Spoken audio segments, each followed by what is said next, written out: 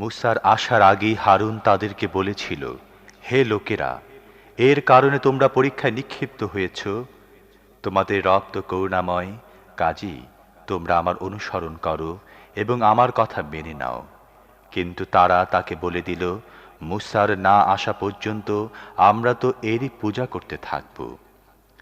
মুসা বলল, হে হারুন, তুমি যখন দেখলে এরা পথভ্রষ্ট হয়ে যাচ্ছে, তখন আমার পথে চলা থেকে কিসে তোমাকে বিরত রেখেছিল? তুমি কি আমার হুকুম অমান্য করেছ?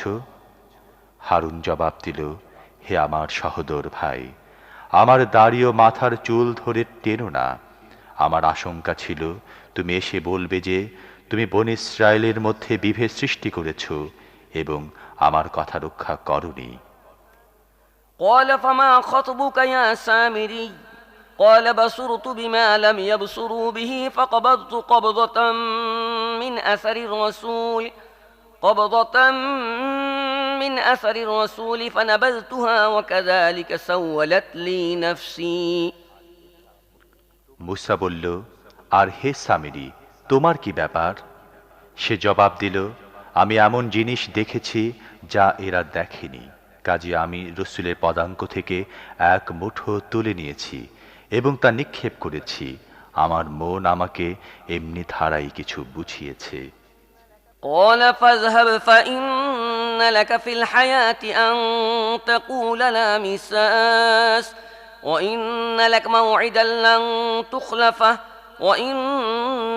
موعدا لن تخلفه وانظر إلى إلهك الذي ظلت عليه عاكفا لنحرقنه ثم لننسفنه في اليم نسفا إنما إلهكم الله الذي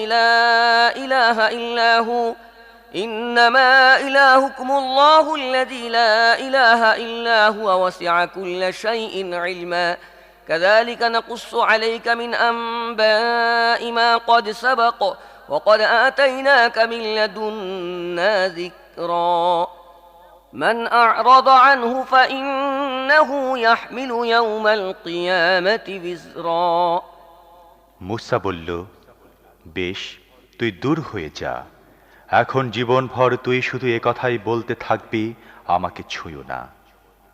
আর তোর জন্যে জবাবদিহির একটি সময় নির্ধারিত রয়েছে, যা কখনোই তোর থেকে দূরে সরে যাবে না।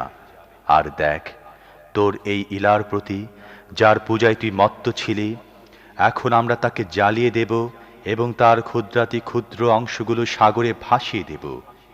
হে লোকেরা, এক আল্লাহই তোমাদের ইলাহ, যিনি ছাড়া আর কোনো ইলাহ নেই। প্রত্যেক জিনিসের ওপর তার জ্ঞান পরিব্যাপ্ত। হে মুহাম্মদ, এভাবে আমি অতীতে যা ঘটে গেছে তার অবস্থা তোমাকে শোনাই, এবং আমি বিশেষ করে নিজের কাছ থেকে তোমাকে একটি জিকির দান করেছি। যে ব্যক্তি এ থেকে মুখ ফিরিয়ে নেবে, সে কিয়ামতের দিন কঠিন গুনাহের বোঝা উঠাবে।